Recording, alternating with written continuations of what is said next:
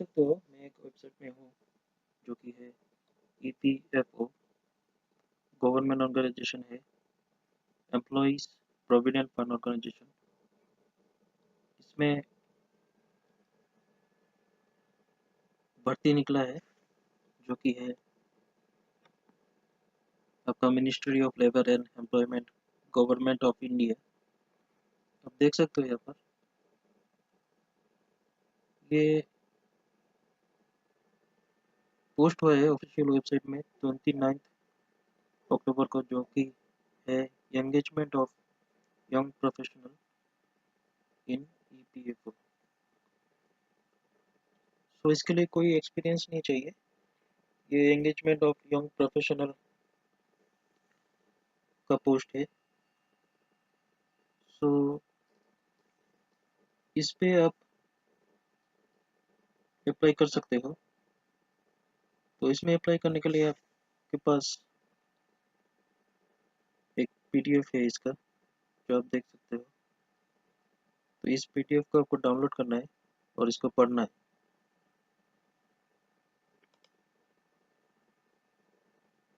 PDF कुछ इस तरह का है। Employment employees provident fund organisation, ministry of labour and employment, government of India, जो कि है न्यू दिल्ली में स्थित है। तो PDF में कुछ इस तरह दिया गया है। Employees provident fund organisation EPFO is looking for engaging talent young professional for prestigious academic and professional institute across the country। तो इसे आपको पढ़ना है और स्किप नहीं करना है। अगर इस वीडियो को स्किप कर देते हो तो आपको अच्छे से समझ में नहीं आएगा कि किस तरह से अप्लाई करना है। Number of vacancies and place of posting and desirable qualification and brief job description for young professional is as under. Number of vacancies will be on rolling basis as and requirement arise in various particles division. Place of posting रहेगा दिल्ली।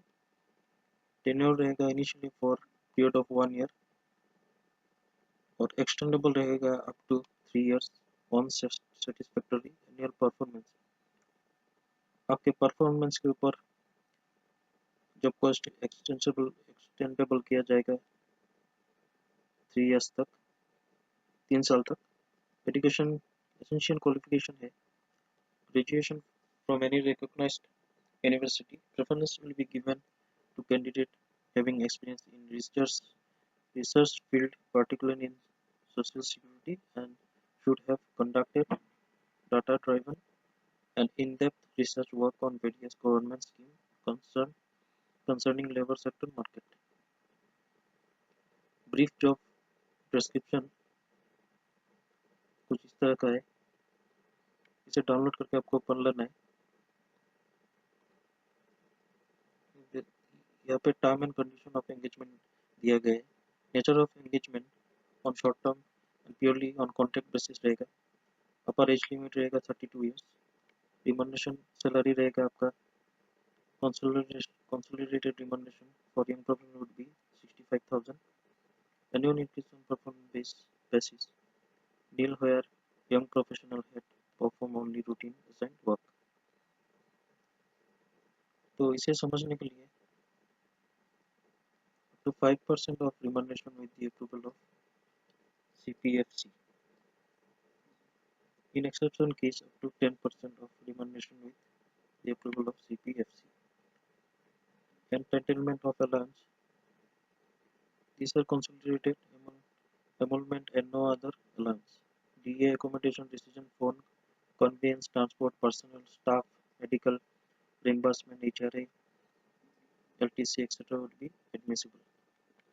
ये सब सुविधा आपको मिलेगा। Admissibility of travel allowance, DA, daily allowance, DA will not be admissible either for journey or on expiry of the contract or editing selection process etc. However, after selection, recruitment while traveling inside the country in connection with the assigned work during period of consultancy TADA would be allowed. Young professional would be entitled for reimbursement of TA, travel allowance and daily allowance as per entitlement mentioned below. Mode of journey, reimbursement of hotel, taxi and food bill here in economy class or by rail AC, 2 tier, hotel accommodation up to 2,250 per day. Taxi charges up to 338 rupees per day for travel within the city, and food bills not exceeding rupees 900 per day shall be allowed. Tax deduction income tax कुछ यहाँ पे रहेगा. Period of nature, scope of entitlement, termination of contract. यहाँ पे कहा गया है कि आपको वो temporarily in nature and either partly be terminate contract by giving 1 month notice.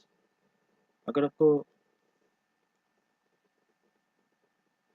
अगर टर्मिनेट करना है उन्हें तो आपको 1 मंथ पहले नोटिस दिया जाएगा टर्मिनेशन के लिए. अगर किसी रीजन की वजह से आपको टर्मिनेट किया जाता है. Leave, young professional will be entitled for 12 days leave. 12 दिन का लीव रहेगा. तो यहाँ पे दिया गया date 12 April 2017 issued by the Ministry of Labor and Employment. Working hours रहेगा normal working hours will be Monday to Friday.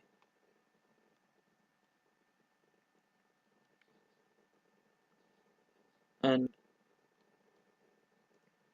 revision of terms and conditions of the engagement. No extending any provision of this advertisement where it is necessary to do so. EPFO may revise any of the term and condition of employment engagement of young professionals. Legal provision. All disputes are subject to daily jurisdiction only. अब application form में आना है. तो application form में आपको आना है तो पहले इस पीडीएफ को आपको डाउनलोड करना होगा ऑफिशियल वेबसाइट से. जैसे कि इसे डाउनलोड करके आपको अब पेन से इसका प्रिंट आउट निकालना है और निकाल के आपको इसको फिल करना है. जैसे कि फॉर्म में दिया गया है आपका नाम लिखना है, date of birth, gender, permanent address, nationality, education, details of education qualification. Please enclose all self-attested copies of education qualifications. आपको यह एजुकेशन क्वालिफिकेशन का जो मार्कशीट है उसे सेल्फ अटेस्ट करना है. सेल्फ अटेस्ट करके आपको इसका पीडीएफ बना लेना है. आप इसका सेल्फ अटेस्ट करके हर डॉक्यूमेंट्स का स्कैनिंग कर सकते हो. स्कैन करके पीडीएफ में करना है, पीडीएफ फाइल में. जैसे कि examination past, board, university, institution, subject, discipline, year of passing, percentage of mark, सब कुछ जो जो आपका मार्कशीट में या डॉक्यूमेंट्स में दिया हुआ है उसे लिखना है. कुछ भी गलत लिखना नहीं है क्योंकि ये मार्कशीट वेरीफाई किया जाएगा. 7 में है professional technical qualification. Name of the institution of और board, university, year of passing, subject studies, division marks obtained यहाँ पे मेंशन करना है. अगर कुछ आपके पास टेक्निकल या प्रोफेशनल क्वालिफिकेशन हो. डिटेल्स ऑफ एम्प्लॉयमेंट इन कॉर्नल ऑर्डर. अगर आपके पास वर्क एक्सपीरियंस है पहले से तो इसे भी फिल करना है. यहाँ पर आप फॉर्म में देख सक रहे हो. Additional information if any in support of work experience employment. पर एक्सपीरियंस सर्टिफिकेट हो तो उसे भी अटैच करना है। Detail of course training programme attended if any, अगर किसी तरह का ट्रेनिंग प्रोग्राम किए हो आप तो इसे भी मेंशन करना है। लैंग्वेज नोन यहाँ पे लिखना है, कितना लैंग्वेज आता है आपको। Additional information if any would which you would like to mention in support of your suitability for the post, and close a separate sheet if need be. Any other relevant information, अगर कोई दूसरा information आप देना चाहते हो यहाँ पे दे सकते हो।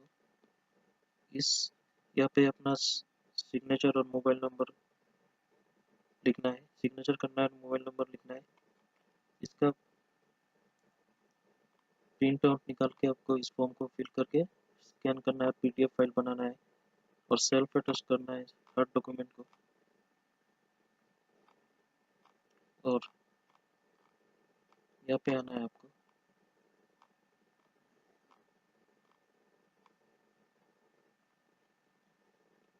आप देख सक रहे हो, और इसे मेल करना है इस हर पीडीएफ फाइल को आपके डॉक्यूमेंट्स और रिज्यूमे के साथ आपको भेजना है। फॉर्म को फिल करके उसका स्कैन करना है और पीडीएफ फाइल बनाना है, और डॉक्यूमेंट्स का भी पीडीएफ फाइल बनाना है, रिज्यूमे का भी अलग से पीडीएफ फाइल बनाना है। और सब्जेक्ट लाइन में ये लिखना है engagement of young professional YP in EPFO, और इस मेल आईडी में भेजना है rpfc.exam@epfindia.government.in। तो इसे आपको भेजना है। लास्ट डेट है 38 नवंबर। तो आपको जल्दी से इस गवर्नमेंट जॉब के लिए अप्लाई कर देना है, यंग प्रोफेशनल। तो इस वीडियो को अगर अच्छा लगे तो लाइक शेयर सब्सक्राइब कर देना। Thank you so much.